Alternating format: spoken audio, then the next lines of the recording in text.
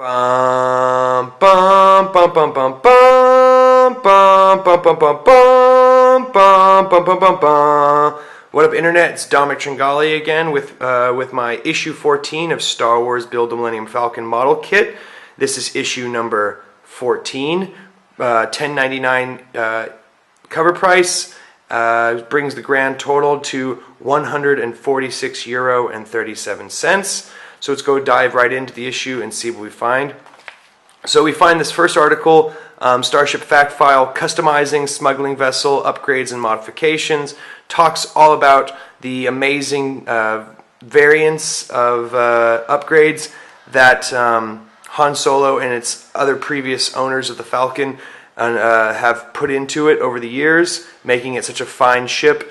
In the next page, they actually have this section where it talks about hyperspace upgrades, where I've been asking, like, why is a lower number better? Well, they talk about, they don't really explain it, but they do explain that it's on a decreasing scale. So a hyperdrive of 0.5 is really, really, really fast. So he's able to get through from one side of the universe to another really quickly. She's got it where it counts. This article talking about the fact that the ship doesn't really look like much, but ultimately it is an amazing ship. We're also talking about the outlaw tech known as Doc, who helped boost up a lot of the different pieces. This revised history book, Rebel Dawn, which I read years ago. Don't remember much about it, but I do remember reading it. Now that stuff is all part of the Star Wars Legends series, because none of it is actually part of the expanded universe anymore. It's all kind of hokum. So finally we get to Naboo with this Guide to the Galaxy articles. We find that it's got a 26 standard hour day, 312 local days in its orbit of the sun, which of course is Naboo. 4 suns. Different facts about the Gungans, the architecture, where the actual film was made. This plasma reactor that people have always wondered about. This final fight scene between Darth Maul, Obi-Wan Kenobi, and Qui-Gon Jinn. It's these great matte paintings of different things. Just really interesting stuff about Naboo, the Abyss. The planet was very fleshed out. Considering it was going to be the main focus of an entire film, I'm not surprised. But I was actually pretty impressed with how much information went into the planet of Naboo. So then we see this section on the Falcon's add-on circuitry bay. So we know a lot about the circuitry bay. It has a powerful computer core that helps with a number of various systems. Everything's kind of integrated so that you can run a big vessel with a minimal crew. The hurried repairs that happen during the events of The Empire Strikes Back. But, I'm not going to talk so much about that. What you guys really care about is the model kit. So here it is, bag number 14.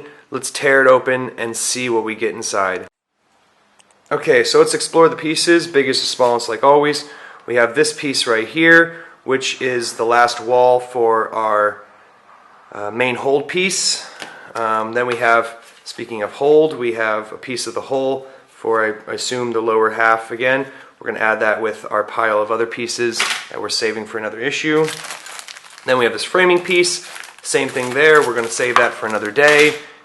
Then we have this bag of pieces which will actually form up the hallway that goes into this piece, and we have a few more screws. So we'll put those with the rest of the screws that we have from before, and we can just jump right into the actual project for the day. So let's get on that. So I tore open that bag of parts, and very similar to what we had before, we have this sprue with all these little pads, so I'll be gluing those in like that. And then we have this new piece which goes in an area just like that.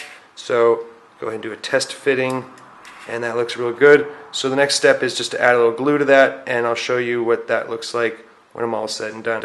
So I've completed the first 4 steps of the lining the door opening instructions. So took this piece, test fitted it, glued it into place, took this piece, test fitted it, glued it into place. The next step, of course, is to take all these pieces right here, break them out of their sprue carefully with my X-Acto knife, and then glue it on to this guy like we did back in issue 10. So great, let's do that. So I got these 18 pieces all trimmed out again. Just like in issue 10, I'm going to go ahead and glue them one by one into the ring, and I'll show you what that looks like when I'm about halfway done. So I got 9 of these pads in place, just a little drop of glue each time around the edge and popping these into place. They'll pop right into place. So I'll continue doing that and I'll show you when I'm all finished. So I went ahead and glued all 18 little pads in place. The next step is just to take it and glue it into place like so. Need to test fit that a little bit better. Make sure that I like the way it looks, and then I'm going to take this wall and screw it into place. So let's go ahead and do that. Okay, so I got this wall in place. I need to start putting the screws in next. But getting these pipes to align with the flange to hold it all in place, that was such a pain in the ass, I swear to God. Maybe some people will have an easier time with it than I did, but I hated this step. Ultimately, I think you might be better off doing a little glue and adjusting it that way, because they kept sliding and slipping out. So I'm just going to put 4 screws in here, and then I'll be all done with this issue and this particular piece. Alright, so I'll show you what that looks like. And ladies and gentlemen, there you have it. That was a long time coming, but it is all finished, all said and done. My God, it's so beautiful. I love it. Alright, so let's take a look at what comes in the next issue. Alright, so issue 15, I'll be getting another framing piece, another large piece of hull. You know, these supporting rods, the sleeves. So I'll definitely, I think, with issue 15 be assembling more hull. And then I get 3 of these rings, like I did with this issue, and 3 sprues to assemble them with. So I guess I'm good. I'm getting good at these particular kinds of pieces. So I'll be using those in the future. I'm not quite sure what for yet, but I'm sure it'll become clear in the near future. So my question for the day is actually kind of not Star Wars related. It is, what is your favorite sci-fi series? Now maybe it is Star Wars, and if that's the case, then just write, you know, Star Wars, duh. But maybe you're a big Star Trek fan. Maybe you thought Battlestar Galactica was great. Maybe you thought Stargate was really a great series. You know, just answer down below and let me know what your favorite sci-fi series was and why. I'd love to find out, generally speaking. And you know what, actually I'm going to expand the question. It doesn't necessarily have to be a series, but it could just be any piece of sci-fi. So maybe you just really loved V, for example.